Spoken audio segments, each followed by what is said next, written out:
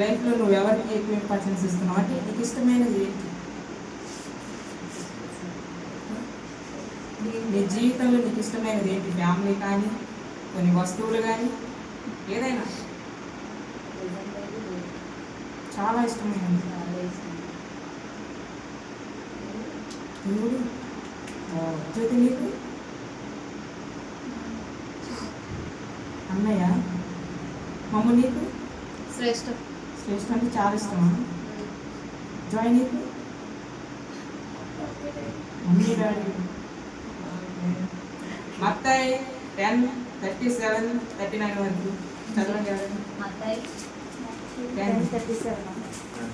తండ్రినైనను తల్లినైనను నాకంటే ఎక్కువగా ప్రేమించువాడు నాకు పాత్రుడు కాదు. కుమారునైనను కుమార్తెనైనను నాకంటే ఎక్కువగా ప్రేమించువాడు నాకు పాత్రుడు కాదు.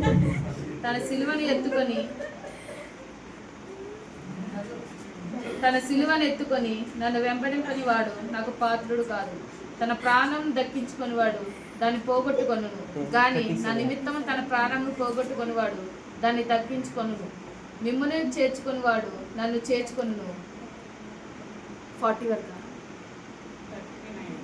39 అయిపోయింది. ఈ లోకంలో ఆయన తన ఉద్దేశ ప్రకారంగా మనల్ని సృష్టిస్తే మనం వస్తువుల్ని, మనుషుల్ని, నాకు ఫోన్ అంటే ఇష్టమండి, నాకు మా చెల్లి అంటే ఇష్టమండి, నాకు మా అన్నయ్య అంటే ఇష్టమండి, మనకంటూ కొన్ని ఇష్టాలు ఉంటాయి. ఆయన ప్రతి దానికి ఆయన పక్కన పెట్టేసి, ఆయన ప్రేమని పక్కన పెట్టేసి మన లోక ప్రేమ కొరకు పరిగెడతా ఉంటాం. వ్యర్థమైన వాటి కొరకు మనం పరిగెడతాం. లోకానుసారమైన వాటి ఎంజాయ్మెంట్స్ కోసం చాలా అది దేవుడికి ఇష్టం లేనిది. మనం ఏం చేస్తున్నామంటే శూన్యమైన వాటిని, వ్యర్థమైన వాటిని లోకంలో వెతుకుతా ఉన్నాం.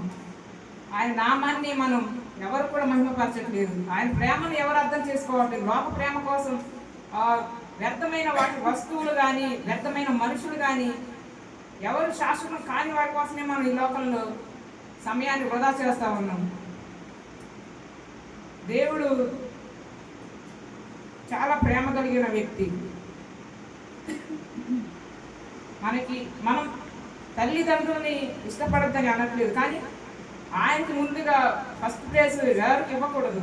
ఆయన తర్వాతే ఏదైనా ఫ్యామిలీ కానీ, ఏదైనా కానీ ఆయన తర్వాత ఉండాలి. కానీ మనమేమో ఏది అర్థం చేసుకోకుండా ఇదంటే ఇష్టం, అదంటే ఇష్టం, నాకు అది లేకపోతే నేను ఉండలేను, నాకు అదే కావాలి అని పట్టుబట్టి వ్యర్థమైన వాటిని మనం అనుసరిస్తూ ఉంటాము. వ్యర్థమైన వాటిని మనం ఇష్టపడతాము. ఆయన మనం చాలా ప్రేమిస్తూ ఉంటే మనం మనుషుల ప్రేమ కొరకు పరిగెడతా ఉంటాం. మనుషుల నుండి ప్రేమని ఆశిస్తూ ఉంటాము. వాళ్ళు ఫ్యామిలీ కానీ, ఎవరైనా కానీ మనం బాధపడతారు.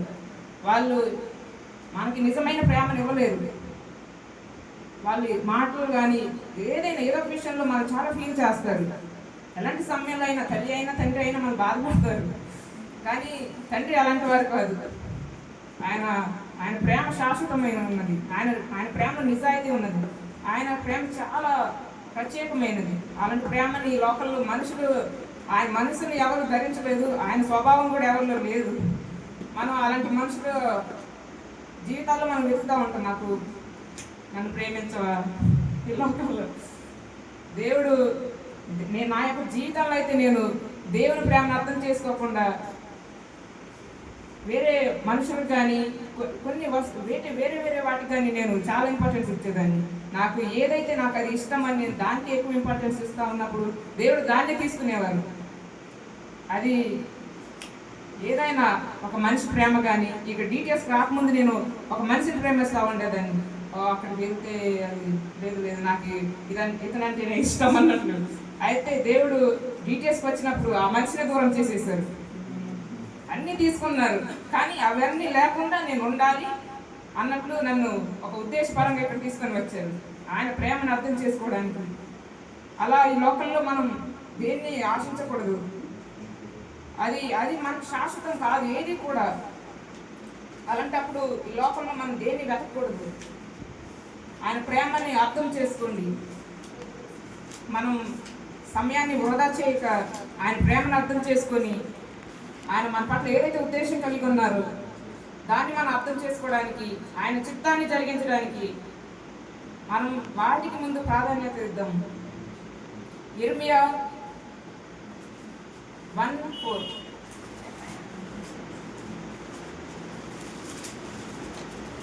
యెహోవా వాక్కు నాకు ప్రత్యక్షమై ఇలాగ సెలవిచ్చాను. ఇర్మియా చాప్టర్ 1 మొదటి వన్. 1:4. యెహోవా బెన్యామీను దేశమందలి అదేనా 1:4. ఇర్మియా 1:4. యెహోవా నాకు ప్రత్యక్షమై గర్భంలో నేను నిన్ను రూపింపక మునిపే నేను ఎరిగితిని, నీవు గర్భము నుండి బయలుపడక మునిపే నేను ప్రతిష్ఠించితిని, జనములకు ప్రవక్తగా నిన్ను నియమించితిని. అందుకు అయ్యో ప్రభువుకు యెహోవా చెప్పించు. ఆయన మనం తల్లి గర్భమున ఉన్నప్పుడే ఆయన మనం ఏ విధంగా ఉంటామో ఆయన తెలుసు. ఆయన మన యొక్క జీవితమే ఆయన తెలుసు. తల్లి గర్భమున ఉన్నప్పుడే మనల్ని ఆయన ఎరిగి ఉన్నారు. మన యొక్క జీవితం ఏంటో కూడా ఆయన తెలుసు, కానీ మనం ఆయన తెలుసుకోలేదు. అలాంటి జీవితంలో మనం ఉన్నాం. ఆయన మన పట్ల ఎన్నో గొప్ప ప్రణాళిక కలిగి ఉన్నారు. మనం ఈ భూమి మీదకి రాగానే ఆయన తెలుసుకొని ఆయన నామాన్ని మాత్రమే మహిమపరచాలని, ఆయన తెలుసుకొని ఆయన ప్రేమను మనం పొందుకొని ఆయన కొరకు మనం సర్వ లోకానికి వెళ్ళి సువార్త ప్రకటించాలి, ఆయన శిష్యులుగా మనం జీవించాలని. మనమేమో పాపంలో పడిపోయి ఆయన ప్రేమను తెలుసుకొనక లోక ప్రేమకి బానిసమైపోయి అవన్నీ పక్కన పెట్టేసి మనం ఆయన తెలుసుకొనక మనం వ్యర్థమైన వాటి కొరకు జీవిస్తున్నాము. అలా ఎప్పటి కూడా ఎక్కడైనా మన యొక్క జీవితాలు మార్చుకుందాం. ఆయన ప్రేమను తెలుసుకోండి. వ్యర్థమైన వాటి కొరకు ఫోన్ కానీ మన ఫోన్లో టైం చాలా వేస్ట్ చేస్తూ ఉంటాం. ఆయనకు అది ఇష్టం లేదు. ఆయనకి ఇష్టం లేని వాటిని వదిలేసి ఆయనకి ఇష్టమైన వాటి కొరకు మనం పరిగెడదాం. యోబు 1:21.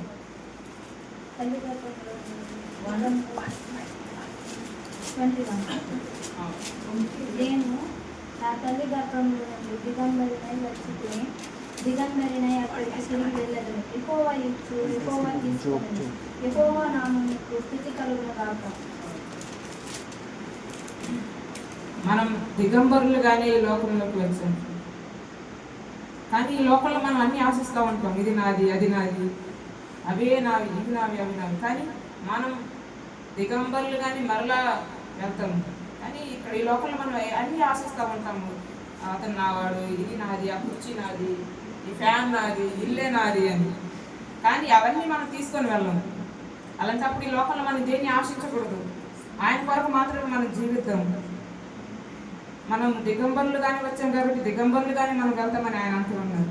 అటు రీతిగా ఈ లోకంలో ఆయన మాత్రమే మనం ఇంపార్టెన్స్ ఇవ్వడానికి ప్రయత్నిద్దాం. ఆయన తెలుసుకోండి.